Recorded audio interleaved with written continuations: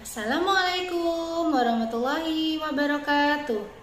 Apa kabar anak-anak? Semoga kalian semua dalam keadaan sehat walafiat. Amin. Bertemu lagi dengan Bu Halida dalam pembelajaran Al-Quran Hadis.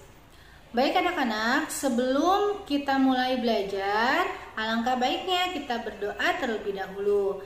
Bismillahirrohmanirrohim. Robbi zidni ilma warzuqni fahma. Amin. Baik anak-anak, minggu lalu kita belajar tentang membaca dan menulis surat Ad-Duha. Hari ini kita akan belajar tentang penjelasan atau isi kandungan dari surat Ad-Duha. Ad-Duha artinya waktu duha. Nama Ad-Duha diambil dari lafal Ad-Duha yang terdapat pada ayat pertama dalam surat Ad-Duha. Surat Ad-Duha terdiri dari 11 ayat. Surat Ad-Duha menempati urutan yang ke-93.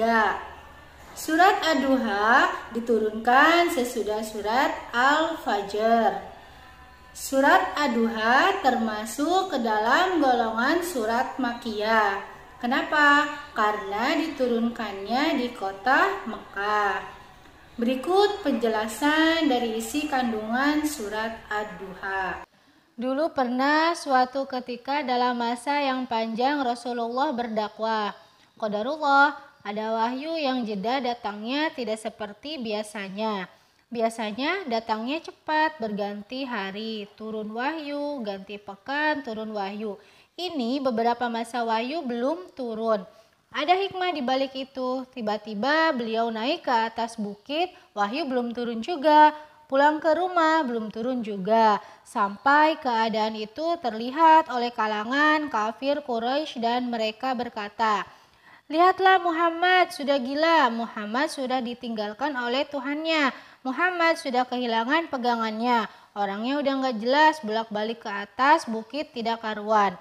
Tetapi, tahukah apa yang terjadi setelah berbagai cacian, makian, tuduhan macam-macam yang diterima oleh Nabi Muhammad SAW? Lantas tibalah masa Allah menurunkan satu surat, yaitu surat Ad-Duha. Allah berfirman, jadi dalam bahasa tafsir luasnya seperti ini. Ya Muhammad, demi segala kenikmatan yang engkau rasakan dalam hidupmu, seperti engkau rasakan cahaya waktu duha.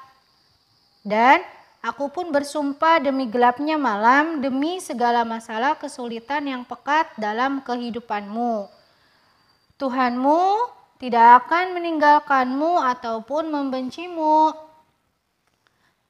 Nanti saat tiba kamu di akhirat, saya akan tunjukkan kepadamu ada yang lebih hebat yang tidak pernah engkau rasakan sebelumnya saat di bumi. Tidak akan ada lagi kesulitan yang kamu hadapi, tidak akan ada lagi cacian yang kamu hadapi. Aku akan berikan apa yang kamu inginkan sampai kamu puas. Sekarang pun aku berikan, tetapi nanti di akhirat aku berikan sampai kamu puas. Cobalah ingat, bukankah saat kamu yatim, aku yang merawat sampai kamu tidak merasakan kegelisahan itu, lahir tanpa ayah, ada ibu. Ibu meninggal, ada kakek. Kakek meninggal, ada paman. Dan Khadijah hadir di sekitaranmu. Kamu sedang bingung, sedang susah, bukankah aku sering berikan petunjuk kepadamu? Lahir dalam keadaan yatim, tidak ada pendukung, maka aku jadikan kaya. Bukankah saat kamu menikah dengan Khadijah, aku tambahkan lagi pendukung untuk misi dakwahmu. Jadi, ini pesan dalam Al-Quran sedang mengalami kesusahan atau kesulitan. Ingatlah nikmat-nikmat Allah yang berikan sebelumnya. Dilanjutkan lagi ya. Maka, janganlah kamu membentak orang lain, terutama anak yatim. Atau, jangan kamu merendahkan orang yang meminta-minta.